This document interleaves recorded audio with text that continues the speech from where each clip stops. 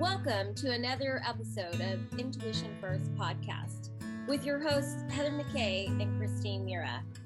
We're here to connect you to your intuition and the gifts of the universe to get more out of your life and your business. Hey, everybody. Welcome to another episode of Intuition First. I'm Heather McKay. And I'm Christine Mira. Thanks for stopping by the podcast. You know, I think we don't ever mention the name of our podcast, which is Intuition First. So it is all about intuition. Yeah. All about listening to it. And today's topic is a juicy one. I think that all of us can relate to. When we think about our words that we use every day, the words we say out loud, the words we say not out loud to ourselves, that they actually probably have more power than we think. Right. So like what happens when you wake up first thing in the morning? You are listening to your inner voice, right? Talking about the bags under your eyes, or you know, that you didn't get enough sleep, or I'm so how tired. Annoyed you are that your husband snored, or whatever, you know. Right. Yeah. And so the frequency starts low, right? Because you're tired, you want to sleep in longer, you don't want to go to work, you got to get your kids up, you need to make breakfast, you got to get dressed, and you have to be beautiful or handsome or whatever it is to go out the door. And there's all had coffee. There's all these things that you have to do before you take your first step to get to the driveway. And in the process of doing that, you're probably chatting to yourself the whole time. Right. Definitely an inner dialogue going on, and different phases of life, different inner dialogue, you know, it depends on what's going on. Right, so right. Can certainly relate. Well, you know, sound is a big thing for all of us. And I mean, sound in the sense of speaking vibrationally and having it land listening. Right. So, just that scenario, oh, I got to get up, I got to go to work, I don't want to go, you know, you can feel that sort of lethargic, slow-mo, push myself out of bed and get going. Right. But what for just an instance, like what if you could get up 8 minutes earlier and the alarm goes off and you're, you know, quiet and you just welcome your day? Like, oh my gosh, it's such a blessing. I'm here for another day of my life. You know, what's the new adventure? What's in front of me? You know, like make it feel exciting instead of the doldrums of, oh my God, I gotta do this. Right. Or reviewing your to-do list before you ever get out of bed. Because that's what a lot of people do. Yeah, and it's not even, I don't even really want the to-do list. I just want the welcoming of you being in your body, getting up, being healthy, being strong, being vibrant, being radiant, filling your cup up with who you are, rather than, oh my gosh. I went instead of doing your to-do list. Oh, instead doing that instead of doing your to-do list, because a lot of times I think that's what we end up doing is our consciousness hits and it's like, what do I have to do today? That's like the first thing, at least for me, sometimes that hits my brain when I become conscious. So, but yeah, if you could lay there and be still and appreciate that you did wake up in the first place to start with. Right. That would be a good start. Just taking that deep clearing breath, you know, like we live, and we've talked about this before, we live in the top third of our lungs, right? We breathe just that much instead of all the way down to our belly button, and really inflating our lungs to grasp all the air that's in the room, to oxygenize everything inside of us.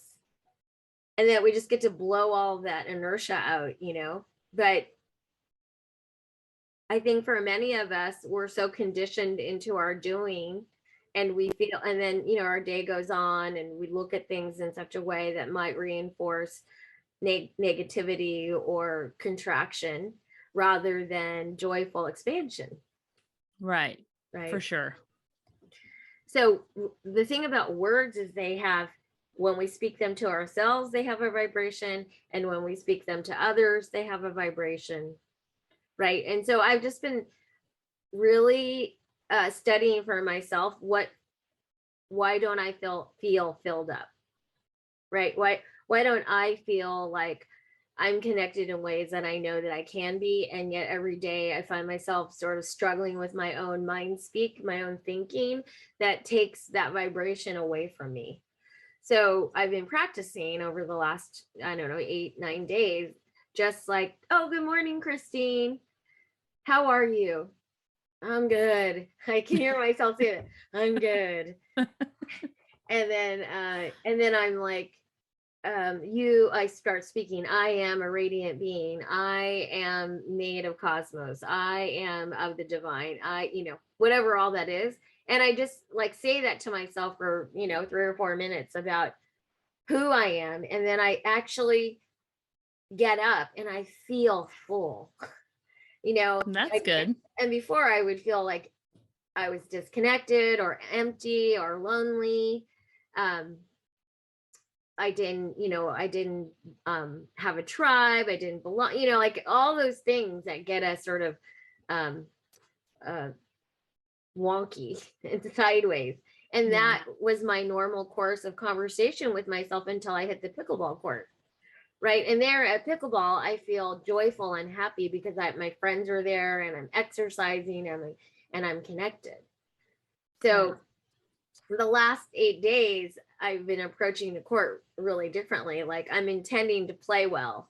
I'm intending to have a good time. I'm intending to feel joy. I'm intending to be gracious and nice to my opponents and my partner. Just sort of like holding that frequency, and it has really made a difference just in my quality of play, but just my mindset. I feel so more full and connected. Right. And did you find at first when you started doing this that was because I'm pretty sure that I have some ADD going on. So a lot of times I may have really good intentions. I may intend to do whatever, but if there's not, a lot of times I'll use a visual cue of some sort to remind me, oh yeah, I was going to do that. I write notes all the time. And did you find that you had to do anything like that, or you just remembered that you needed to do that and you started doing it? Well, it was brought to me through somebody else's podcast. So I really thought about, how do I talk to myself and how am I holding myself? And then she happened to be on YouTube when I woke up one morning, and I was like, oh, okay. And I listened to it and I was like, yeah, that's a good practice.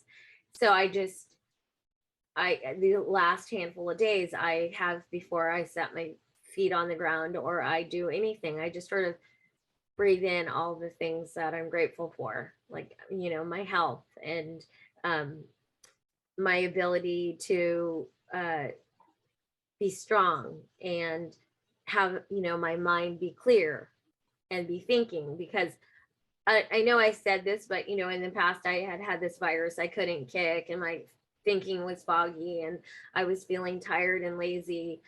Some of that sort of still creeps in, but I'm finding that with opening it up in the morning to just taking those first few minutes, it's not so much, doesn't creep into my day like it used to.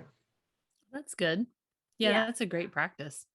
I'll have to try that and think of something I can, because it's dark, because I get up before my husband gets up. And so it's dark and it's quiet and he sleeps maybe a half hour after I get up.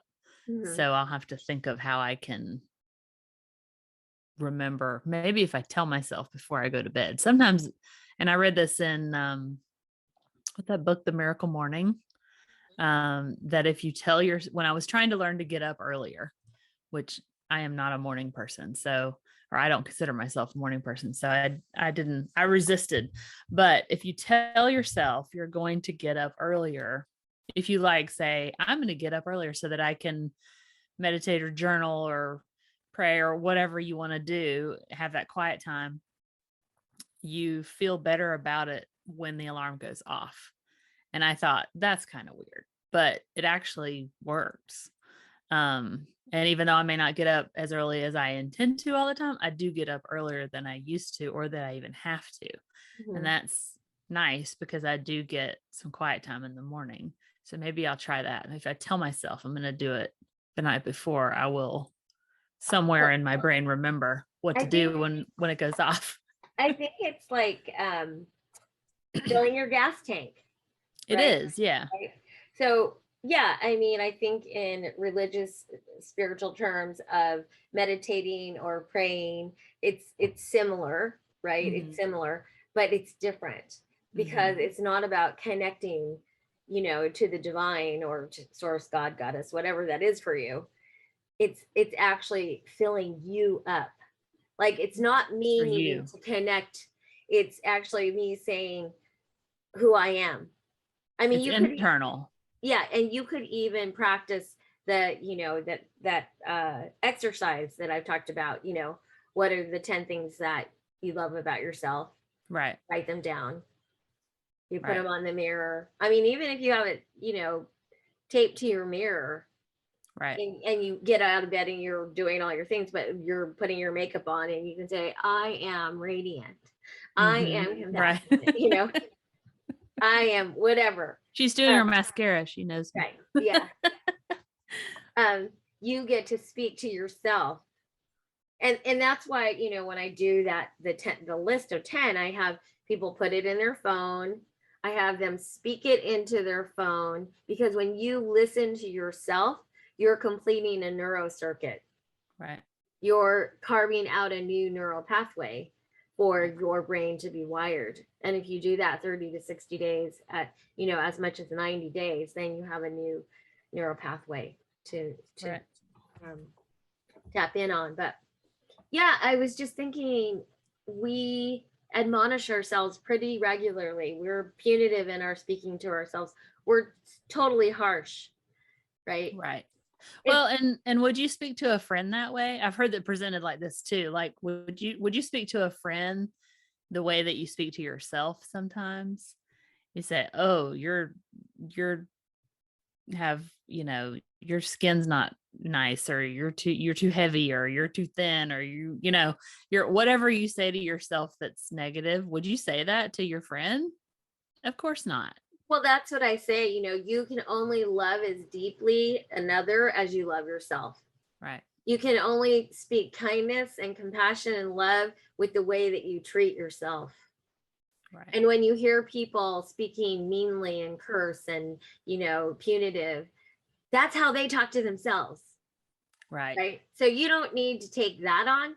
You don't need to take their stuff on.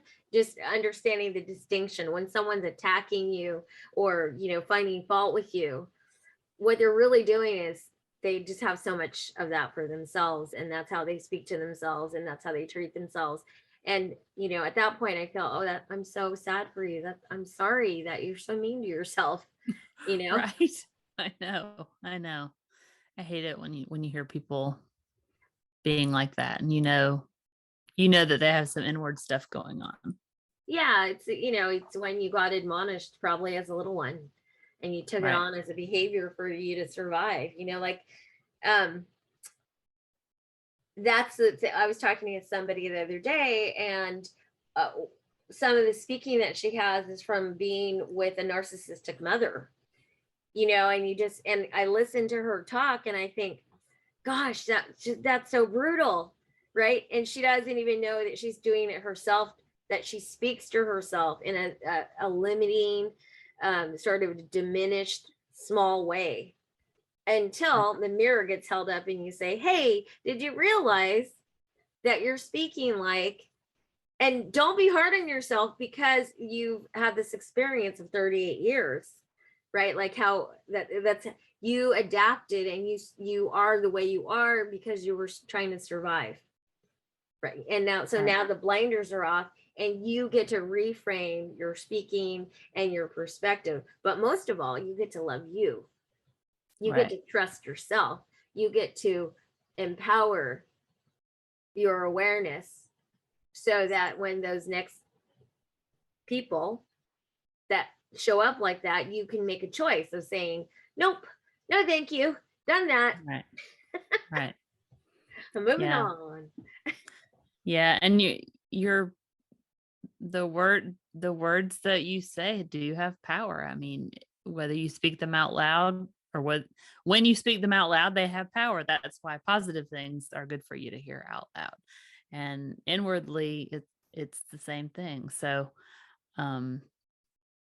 you have to make a point to speak to yourself positively, even when your brain's going to go sideways. We have monkey brain, they call it, and it goes off on a tangent sometimes. You got to rein that thing back in. You got to come back to, okay, that's a negative rabbit hole I don't want to go down. And well, here's the thing. Catch yourself. When you're speaking into yourself that way, are you having fun? Are you enjoying your life? Are you growing or expanding? No. Or, are you shrinking and contracting and wanting to withdraw? And, I mean, just thinking about that energy, you just get sort of cranky and angry, and everything you see is through that filter. And life just becomes really challenging and hard because you're being challenging and hard.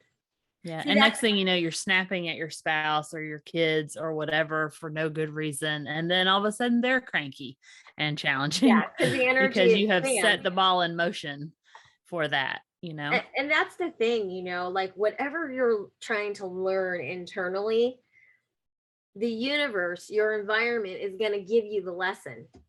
So the more cranky you get, the more cranky your environment is. Right. Right. But the more positive you are, the kindness that you find, like in America, we used to look at kindness as a weakness, right? Like when we helped other people, that was, why are you doing that?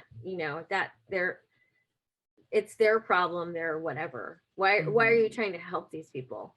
Well, I think the biggest gift that we get is when we give to others. Yeah. Right. When we become service to others, whether they're in hardship or hard times, or, the loss of someone, or a breakup, or a family member dies, whatever all that is, when we have the heart to open ourselves up to others or whatever that they may need, even if they just need to talk, like for you just to take the time and have a listening ear. Those are the greatest gifts. Those are the gifts that you take with you when you transition out of this physical form into light, right? You take away all the relationships, all the memories, all the times you made a difference in someone's life than when you were being selfish, self-centered, greedy, unwilling to help. I'm too busy. I'm more self-important. Right. Yeah. And it means so much more to the person on the other end than you could probably ever know. Just a kind word doesn't have to be even that huge of a gesture, but just a small thing. Just tell somebody you're thinking about them. You hope they're doing well. It means it lands a lot heavier on the other side than it might for you going out. You know what I mean? Well, I tell my friends I love them. I tell my family members I love them. I've noticed through COVID, because of the fear frequency and the, can't be near people and don't hug people. Like I've noticed I forgot to say I love you. And so today, my son called me. He's back at work and now he's, going to school. And he was trying to decide, should I come home and go back to school, or should I just leave from here? What should I do? And I'm like, well, by the time I come get you and bring you back, I just go to BART, honey, and head on over to Berkeley and do your thing and hang out and meet people and talk to people, because you haven't done that in a long time. And at the end of the conversation, I said, and I love you. And I said it, and I usually say it all the time, but I realized I haven't said that a lot, very much at all, since the whole COVID thing happened. And it really gave me a heart melt moment of, wow, because I really do appreciate him, and I usually when he's in and out of the house, I love you, bye, have a good day. But since we've been stuck home together, we haven't said any of those things. You're like, we'll see you later. Yeah. Bye. Yeah.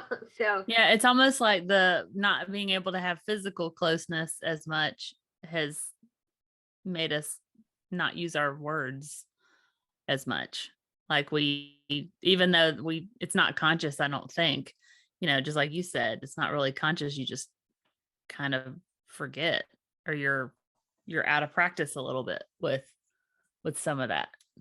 Yeah, I think having the, just being stuck with each other 24/7, it's like, well, that too. Yeah. You know me, I love you, but it's different when they're out in the world, doing their life. And it is, sometimes that is the last thing you get to say when that greeting, that departure of I love you. I had a friend's husband who left, and he had a heart attack on the highway and crashed his vehicle. And she never really got to say goodbye to him because he died instantaneously. And then I had three conversations this past weekend where three of my friends have had cancer. Two had a hysterectomy, another one had stomach cancer. Both of the hysterectomies are good, and the stomach cancer we're still in process, right? Then another friend of mine just had lesions on his pancreas. And so, I'm just being inundated with all of this disease. Right. And it makes me take notice of life is short. Yeah, it really is short. And, you only get that moment, and don't ever think that, it's there in perpetuity. Right. And it's definitely too short to not be kind to ourselves as well as to others. Right. So there's no reason to admonish your own self and, beat yourself up over whatever it is, because honestly, it doesn't matter as much as you feel like it does, whatever the negative thing is. I mean, unless you've really wronged someone, in which case you might want to apologize, but you know what I mean? Like you put a lot more weight on yourself on things you might do quote unquote wrong than other people do. Other people are worried about themselves. They're not as much worried about you as you think. Here's the thing.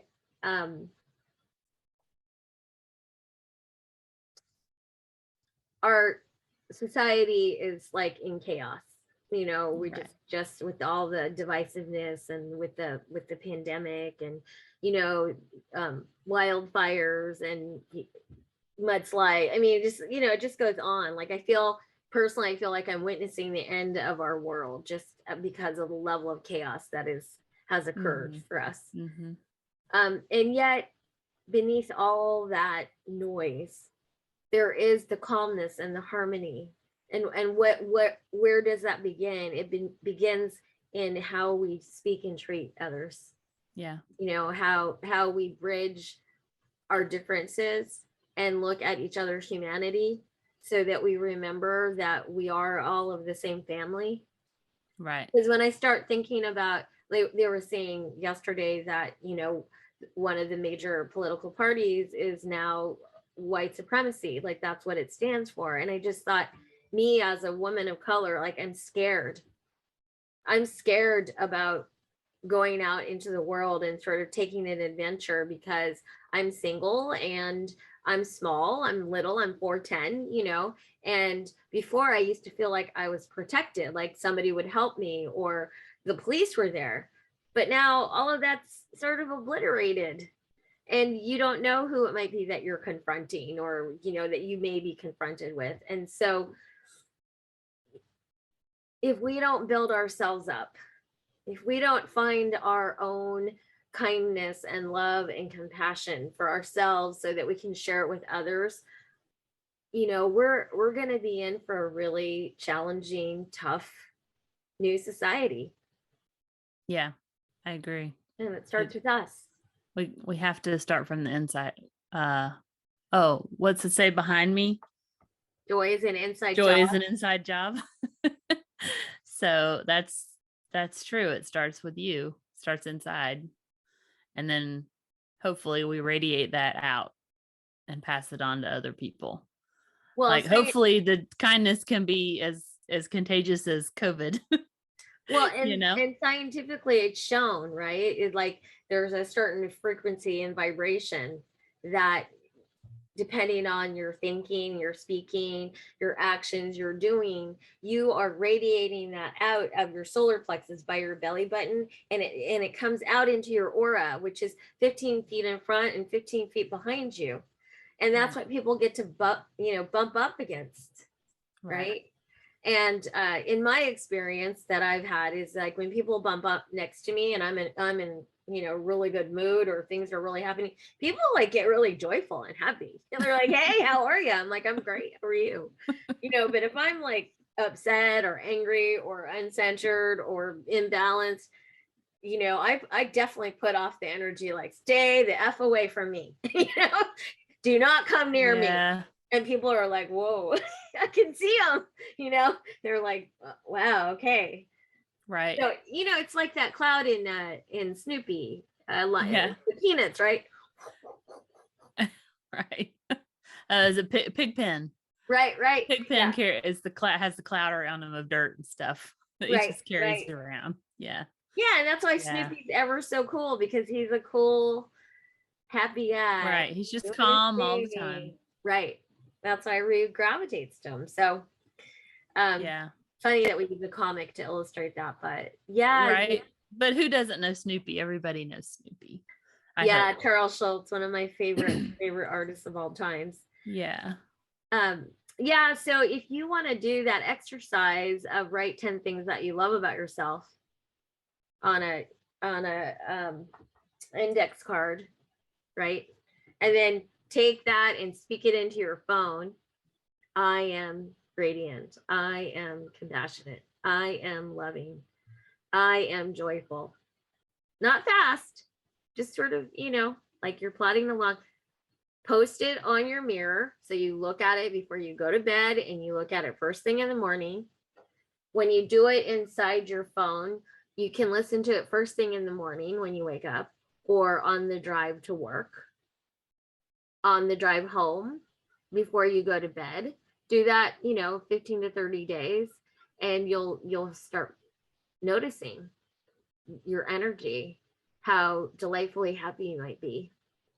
Right. And it might sound a little bit different, like, oh, right, how's that going to work? But I always think that if somebody gives me a tip like that, it's not going to hurt me to try it. Not going to hurt me at all to try, even if I don't. Now, I believe that this works, but if somebody is skeptical, then they might think, oh, well, I don't know. But it doesn't. All the more reason to do it. If you're skeptical. Well, yeah, absolutely. Yeah.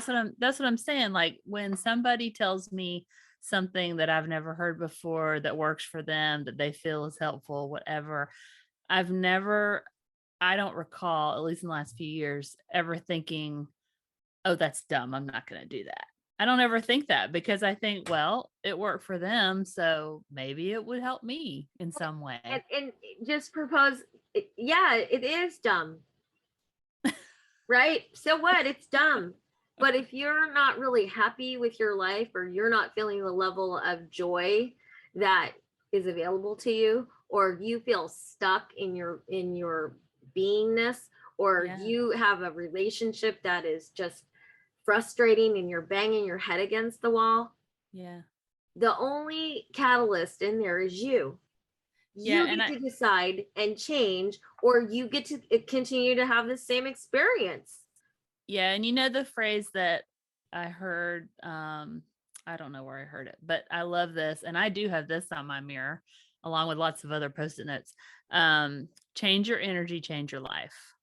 Because I believe that wholeheartedly. Right. And changing your energy it starts inside, it starts with you.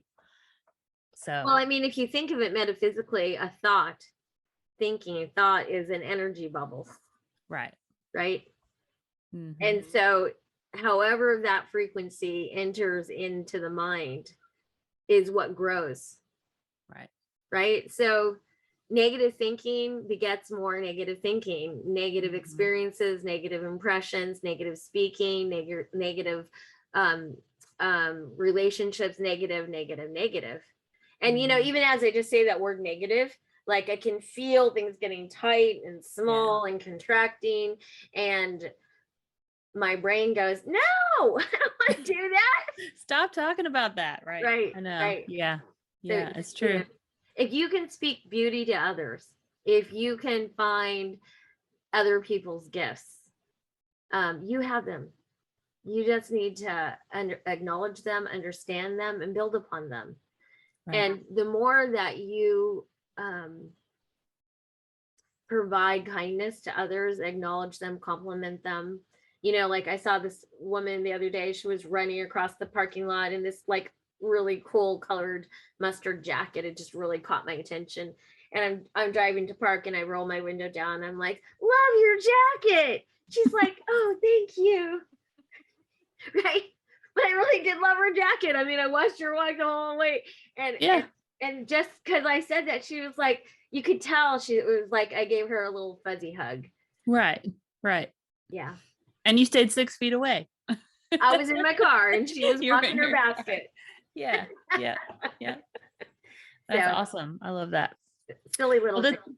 This has been a great conversation. I think it's given a lot of good food for thought and some actionable things we can do to help ourselves every day. So tomorrow morning, everybody, fill yourself up before you get out of bed.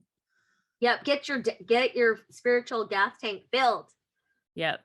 Right. And see what happens. Yeah. And then let us know. Right. Let us know. Yeah. Tell us how it went. Do it for 10 days and let us know what happens. Right. We'll take anything. And if you actually end up doing it for 30, I'd love for you to start with how you feel today and what happens from 30 days from now, and sort of take note. And love the feedback. So yeah, that'd be great.